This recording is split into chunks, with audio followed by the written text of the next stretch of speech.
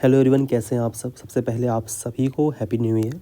2026 आपके लिए नई अपॉर्चुनिटीज़ लेकर के आए। आपके जो भी गोल्स हैं, जो भी आपने सोच रखे हैं, जो भी आपके टारगेट्स हैं, उन टारगेट्स को आप कंप्लीट करें और आगे बढ़ें।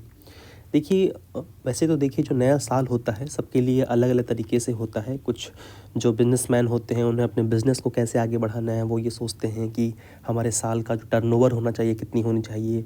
जितनी कंपनीज़ होती हैं वो अपने टारगेट सेट करती हैं कि हमें इतना का बिज़नेस करना है, तो सब अपने अपने स्तर पर कुछ ना कुछ टारगेट सेट करते हैं। ठीक उसी तरह चूँकि हमारा जो ये फ़ेज़ है, ये स्टूडेंट लाइफ का फ़ेज़ है और स्टूडेंट लाइफ में हमारे लिए टारगेट होना चाहिए कि जो 2026 के जो डिफरेंट एग्ज़ाम कैलेंडर्स होंगे, जो उनमें एग्ज़ाम्स होंगे, उनको हम कैसे प्रोसीड करें, उनके लिए कैसे उनको क्रैक करने के लिए क्या हमारी स्ट्रैटेजी होनी चाहिए, ये काफ़ी ज़्यादा इम्पोर्टेंस हो जाती है नए साल को लेकर के। अगर हम अपनी बात करें, ख़ासकर मैं अभी बिहार में अगर देखूँ बिहार के एग्ज़ाम्स को लेकर के, तो आपको पता होगा कि बिहार में अभी जनवरी के मंथ में आपका एडीओ और बिहार एसआई ये 2 एग्ज़ाम होने वाला था। लेकिन कुछ कारणवश बहुत सारे ऐसे रीजन्स हो रहे हैं। एक तो ठंड रीज़न थी, चूँकि जो आपका जो एडीओ एग्ज़ाम होने वाला है, वो एग्ज़ाम 2 दिन का एग्ज़ाम था और ऐसे में ठंड ज़्यादा होने के कारण साथ में कुछ एग्ज़ाम्स के डेट भी क्लैश कर रहे थे। बहुत सारे ऐसे रीज़न होंगे। इस एग्ज़ाम को अभी तो पोस्टपोन कर दिया गया है, कैंसिल नहीं किया गया है, ये पोस्टपोन हुआ है। यहाँ क्रॉस का मतलब पोस्टपोन है। लेकिन जो आपका बिहार एसआई है, जो बिहार सब इंस्पेक्टर है, उसका एग्ज़ाम 18 और 21 जनवरी को होने वाला है, 2-2 शिफ्ट में। जो लोग फॉर्म भरे हैं उनको ऑल द बेस्ट, अच्छे से एग्ज़ाम को के लिए वो जाएँ। जो लास्ट मोमेंट पे जो रिवीजन है उनको करें और साथ में करंट अफेयर्स के ऊपर ध्यान दें, काफ़ी ज़्यादा उनके लिए इम्पोर्टेंस है। साथ ही अगर मैं आपसे बात करूँ कि हमारे लिए अभी जो आने वाले जो समय है, ख़ास करके 4 से 5 मंथ का जो अभी समय आने वाला है, टेन्योर आने वाला है, इसमें भर-भर के अपॉर्चुनिटीज़ हैं। हमारे पास एडीओ का एग्ज़ाम भी है, हमारे पास बीएसएससी जो ग्रेजुएशन लेवल का एग्ज़ाम है वो है, हमारे पास बीएसएससी इंटर लेवल का एग्ज़ाम है और साथ ही में जो 72nd बीपीएससी है, जो मेनली ऐसा मानते हैं कि ये सितंबर में इसका एग्ज़ाम होगा। हो सकता है कि इसका जो नोटिफिकेशन है वो आप मई या जून में देखें। तो मोटा-मोटी तौर पर देखा जाए तो बिहार में ये एग्ज़ाम्स हैं जो कि आने वाले हैं। अब इन एग्ज़ाम्स को लेकर के हमारी क्या स्ट्रैटेजी होनी चाहिए, हम कैसे हमारे पास जो अभी ये जनवरी, फ़ेब और मार्च, ये जो हमारे पास समय है, इसका हम कैसे यूटिलाइज़ करें। तो देखिए सबसे पहले तो आपको एक चीज़ ध्यान रखना होगा कि आपका जो फाउंडेशनल सब्जेक्ट है, उसके ऊपर आपको कमांड बिल्डअप करना पड़ेगा। History, polity, geography and economics और साइंस, ये सब्जेक्ट्स हैं जो आपको किसी भी एग्ज़ाम में सिलेक्शन दिलाएंगे। बीट एडीओ, बीट बीएसएससी, इन सब में सारे एग्ज़ाम्स में आप देखिए तो इनका काफ़ी ज़्यादा रोल है।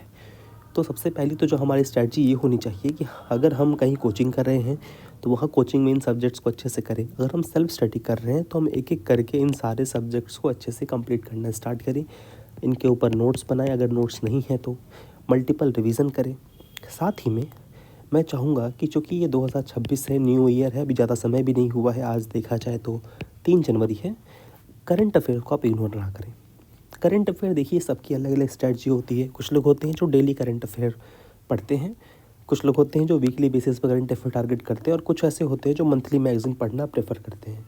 आप इन तीनों में से कुछ भी कीजिए, लेकिन ज़रूर कीजिए करंट अफेयर को बाद की चीज़ के तौर पर मत रखिए। अगर आप डेली तौर पर ही पढ़ते हैं और लास्ट में अगर आप मंथली मैगज़ीन पढ़ते हैं तो कहीं ना कहीं आपके रिटेंशन को बढ़ाता है। लास्ट मोमेंट पे करंट अफेयर प्रिपेयर करना, मैं चाहूँगा कि इसको अपने पढ़ाई के साथ एक जनरल हैबिट बना लीजिए कि पर डे आपको लगभग 1 घंटा या 40-50 मिनट आपको तो देना ही करंट अफेयर को। अगर ये रोज़ किया जाए तो काफ़ी बेहतर होगा। साथ ही में अभी के समय में अगर देखा जाए तो मैथ और रीजनिंग, ये एक तो ऐसा जो सब्जेक्ट है, इसको आप बिल्कुल भी इग्नोर नहीं कर सकते हैं। आप देख लीजिए आपके पास ये जो जितनी भी एग्ज़ाम्स हैं, हालांकि बीपीएससी में 10 क्वेश्चन आते हैं, इसका भी काफ़ी ज़्यादा इंपॉर्टेंस है। इन सब में एडीओ में तो अलग मैथ और रीजनिंग का पेपर ही है, बीएसएससी और इंटर ग्रेजुएशन लेवल, इसमें भी आपके मैथ और रीजनिंग आएंगे। तो इस सब्जेक्ट को आप इग्नोर नहीं कर सकते हैं। तो आपको इसको भी साथ लेकर चलना होगा। जिनका बैकग्राउंड नहीं होगा उनको भी मैथ और रीजनिंग लेकर के चलना होगा। आप बिल्कुल भी इग्नोर इसे नहीं कर सकते हैं। और ये ऐसा सब्जेक्ट भी नहीं है कि आप चाहेंगे तो रट कर पास हो जाएं। इसके लिए आपको एक प्रॉपर अंडरस्टैंडिंग बिल्डअप करना पड़ेगा, ठीक है। तो मैथ और रीजनिंग के ऊपर खासकर ध्यान दीजिए, इसको अभी से स्टार्ट कीजिए ताकि धीरे धीरे करके आप कॉन्सेप्ट बिल्डअप करें और फिर प्रैक्टिस करके आप क्वेश्चंस कर सकें। बहुत ज़्यादा इंपॉर्टेंट है ये।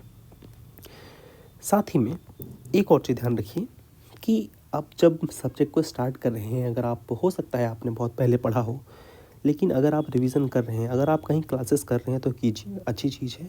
लेकिन आपने बहुत पहले पढ़ा हुआ है, आपको समझ में नहीं आ रहा है स्टार्ट कैसे करें, तो सिंपल 3 स्टेप स्ट्रेटजी होता है, कोई बहुत इसमें रॉकेट साइंस नहीं है। आपको सबसे पहले तो अपने जो सोर्सेस हैं उसको लिमिट करना है, ठीक है।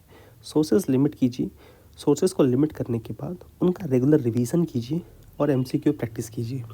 रिवीजन के लिए आप एक्टिव रिकॉल टेक्निक का यूज़ कर सकते हैं, जिसमें आप टॉपिक ले सकते हैं। जैसे मान लीजिए मैंने अगर ले लिया परमानेंट सेटलमेंट, ठीक है, ये परमानेंट सेटलमेंट है, किसने किया, कब आया, क्या ऐसे कॉन्सिक्वेंसेस हुए, इसमें होता क्या था, इन चीज़ों के ऊपर याद करना स्टार्ट कीजिए। इससे आपको चीज़ें समझ में आएंगी कि क्या क्या चीज़ें आपके माइंड में रिटेन है, क्या क्या नहीं है। तो रिवीजन करने का ये अच्छा तरीका होता है। तो आपके लिए सिंपल यही है कि सबसे पहले आप अपने सोर्सेस को लिमिट कीजिए, उनके रेगुलर रिवीजन कीजिए और जितने ज़्यादा एमसीक्यू प्रैक्टिस हो उनको कीजिए। ये आपको कहीं ना कहीं सिलेक्शन की तरफ ले जाएगा। तो देखिए, सिंपल हमने ज़्यादा कुछ बात नहीं किया, हमने बस ये देखा है कि हमारे पास अगर देखा जाए तो मुश्किल से 2 से 3 महीने हैं। जिन लोगों के सिलेबस कंप्लीट हो चुके हैं उनके लिए अपॉर्चुनिटी अच्छी है। एग्ज़ाम्स पे एग्ज़ाम्स हैं, इतने अच्छे हैं, आपके एडीओ बीएसएससी आपके सामने पड़ा है।